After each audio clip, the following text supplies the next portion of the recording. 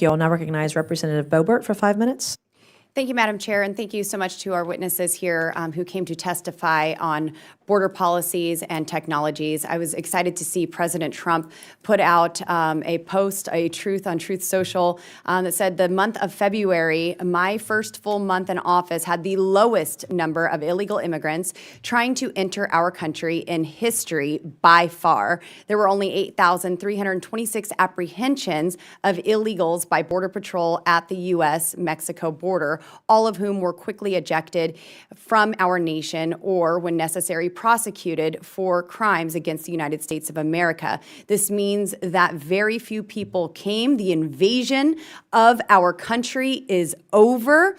In comparison, under Joe Biden, there were 300,000 illegals crossing in 1 month, and virtually all of them were released into our country. Thanks to the Trump administration policies, the border is closed to all illegal aliens, immigrants is what he put.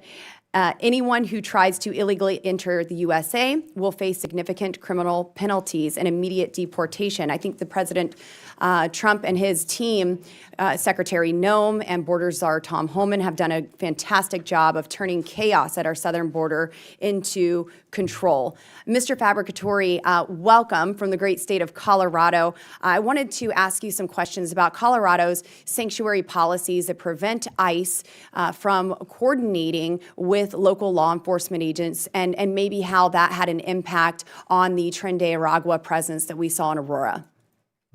Thank you, ma'am. So yes, the sanctuary policies in the state of Colorado, as you know, there's been many that have been passed since 2013 that limit cooperation with Immigration Customs Enforcement, and that even limits the amount of data that ICE is allowed to get. This includes DMV records, the State Department of Labor.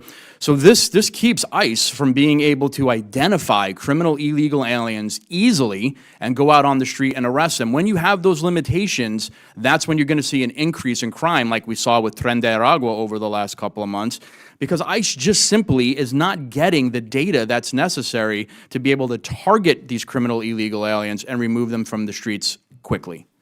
Yes, and do you believe that using modern tracking technology would have helped secure our border and even our cities in the state of Colorado?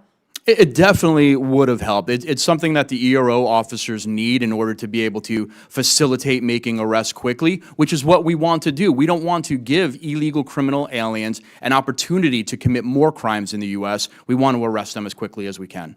Yes, and so with the CPB One app and discussing improvements to the app, do you think that there's a possibility for self-deportation, some sort of incentive to self-deport using the app and arrive at a location to get a one-way ticket home? If we can use the app to enter, we can use that app to exit. So absolutely, we can develop that technology to allow people to self-deport.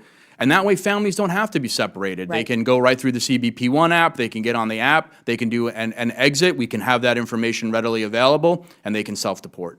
Thank you. And Mr. Fabbricatore, under the failed Biden regime, how many criminal illegal aliens were able to evade ICE apprehensions because you were all restricted from using the right tools and technologies and authorities? So thousands, I mean, and millions even. I mean, we have 1.4 million on the non-detained docket of final orders right now, which, you know, they went and saw an immigration judge, immigration judge said, you must leave. And they even defied an immigration judge's order. So these cases are stacking up. It's something that needs to be taken care of, and under this administration it will be. And Mr. Fabbricatore, the Biden administration focused on reducing detention rates rather than increasing surveillance. Hundreds of heinous acts were committed by violent criminal aliens. Do you think that reducing detention rates rather than increasing surveillance makes our borders more or less safe, secure? No, we need an increased detention rate, absolutely. I think we're at 41,000 beds right now. I know President Trump would like to double, if not even have more, up to 100,000 beds. This is what we need. In order to have the deportation process be successful, we need those beds in place. Thank you. And I'm certainly proud of the initiative that President Trump has put forward. And like I said, Borders are Tom Homan, and I know that you have worked with him in the past, and I hope to see you alongside him in the future as well. And we have Secretary Noem doing a great job. And Mr. Fabbricatore, if you got 5 seconds that you want to say something, it's yours. Thank you. Yes, we need this technology. ERO needs this technology. They need the money, and they need the beds. Thank you, Mr. Fabbricatore. Thank you.